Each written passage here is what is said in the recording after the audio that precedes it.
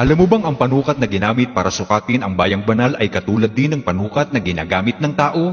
Panoorin mo ito. Sinasabi ng Biblia, ang anghel na nakikipag-usap sa akin ay may dalang panukat na ginto upang sukatin ang lungsod, pati na ang mga pinto at mga pader nito. Kwadrado ang sukat ng lungsod, pareho ang haba at ang luwang, 2,400 kilometro. Ganon din ang taas nito. Sinukat din niya ang pader, 64 na metro ang taas nito. Ang panukat na ginamit ng anghel ay katulad din ng panukat na ginagamit ng tao. Maliwanag na sinasabi ng Biblia na ang panukat na ginamit upang sukatin ang bayang banal ay katulad ng panukat na ginagamit ng tao. Perpektong kwadrado ang sukat nito.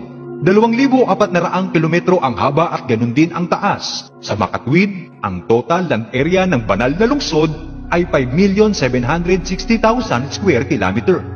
Ang total land area naman ng Pilipinas ay 300,000 square kilometer. Ibig sabihin, 19 na Pilipinas ang kasya sa bayang banal.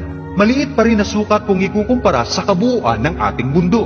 Ipinatanaw ito ng Diyos kay Apostol Juan sa pamamagitan ng pangitain. Ito ay para magsilbing inspirasyon natin na gaano man kahirap mamuhay sa mundong ito, gaano man kasama ang kapaligiran mo, piliin pa rin natin na maging mabuting tao, sapagkat ang bayang banal ang magiging permanenteng tahanan ng mga tunay na Kristiyano.